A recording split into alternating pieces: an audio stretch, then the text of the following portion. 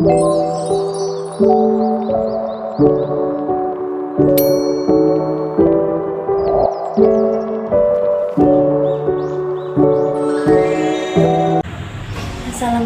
warahmatullahi wabarakatuh.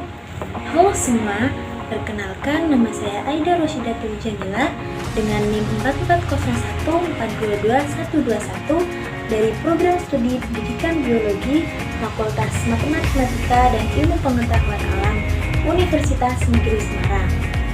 Di video ini, saya akan menyelesaikan tugas mata kuliah biodiversitas. Kali ini, saya akan membahas mengenai keanekaragaman penyu.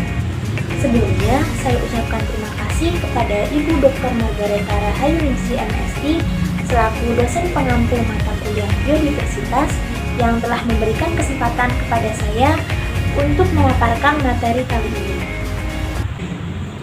Jadi, penyu merupakan hewan sejenis reptilia yang habitatnya di semua samudera yang ada di dunia. Reptil ini merupakan salah satu fauna yang terancam punah.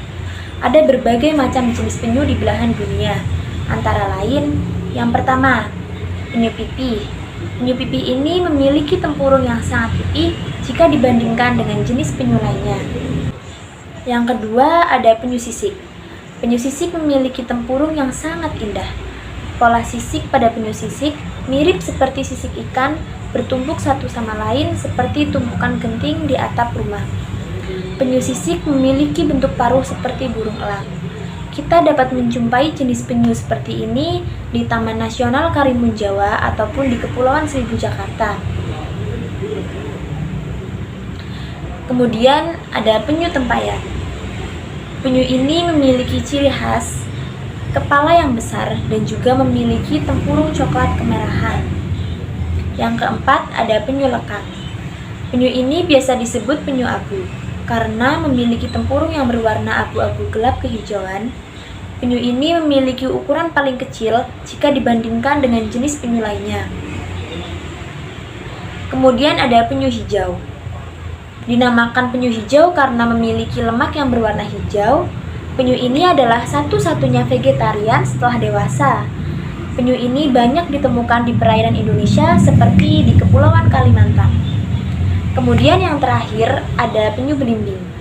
Penyu belimbing adalah jenis penyu yang ukurannya paling besar.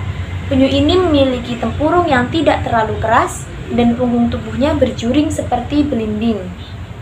Panjang tubuh penyu ini bisa mencapai 180 cm dan beratnya bisa mencapai setengah ton bahkan lebih. Berikut merupakan beberapa contoh jenis penyu yang ada di dunia. Selanjutnya, penyu berbeda dengan kura-kura. Penyu menghabiskan sebagian besar waktunya di dalam air, sedangkan kura-kura hidup di darat. Selain itu, dapat kita lihat dari bentuk cangkangnya. Cangkang penyu berbentuk datar dan ramping untuk membantu saat berenang dan menyelam.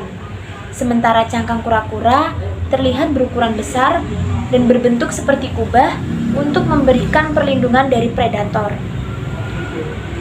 Kemudian, kalian tahu nggak sih bagaimana proses penyu bertelur? Penyu mengalami siklus bertelur yang beragam, dari 2 sampai 8 tahun sekali. Penyu betina sesekali mampir ke daratan untuk bertelur, sementara jantan lebih sering berada di laut atau perairan. Penyu betina akan muncul dari laut, kemudian bergerak ke daratan, dan memilih lokasi peneluran yang menurutnya nyaman. Penyu betina menyukai pantai pasir yang sepi dari manusia, sumber bising, dan juga cahaya sebagai tempat bertelur.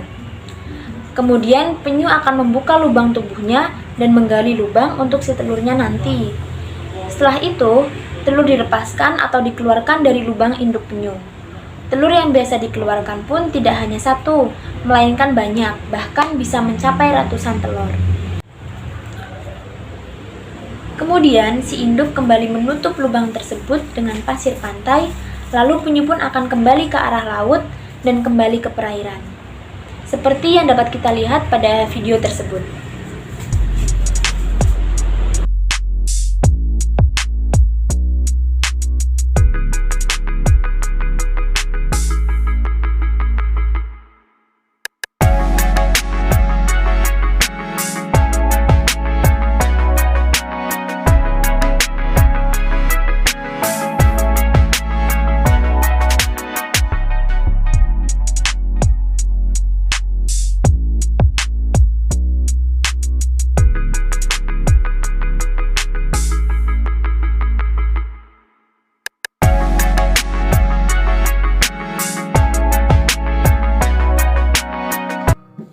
Kenapa penyu menemukan jalan pulang ke lautan? Saat pertama kali menetas dari telur, bayi penyu atau tukik akan mendekat ke arah laut, kemudian ombak membawanya masuk ke dalam laut dan penyu akan mulai berenang. Penyu pun akan menggunakan arah ombak untuk memandunya berenang menuju ke dalam laut. Kemudian saat masuk ke laut lepas, ombak mulai kuat dan cahaya matahari yang menembus air akan semakin sedikit. Tapi penyu akan tetap berenang dan terus berenang. Meski baru pertama kali mengenal laut, penyu bisa menemukan arah berkat kemampuan magnetoreception. Magnetoreception adalah kemampuan yang dimiliki hewan dalam merasakan medan magnet di sekitarnya. Kemampuan ini juga tidak hanya dimiliki oleh penyu saja, tapi banyak hewan yang punya kemampuan magnetoreception ini. Misalnya seperti burung, ikan salmon, kepiting, dan anjing. Nah, dengan kemampuan magnetoreception ini, hewan bisa merasakan medan magnet dan memanfaatkannya sebagai kompas dan petunjuk arah. Lalu, bagaimana penyu bisa kembali ke pantai tempatnya ia menetas? Ternyata, kemampuan magnetoreception bukan hanya memberitahu arah saja, namun juga daratan mana yang menjadi tujuannya. Inilah kenapa penyu bisa menemukan pantai tempat ia menetas walaupun sudah melalang buana di lautan luas. Ternyata setiap bagian tepi pantai juga memiliki ciri khas atau tanda magnetiknya masing-masing. Penyu mengingat dan menggunakannya sebagai kompas kembali ke pantai tempat ia menetas.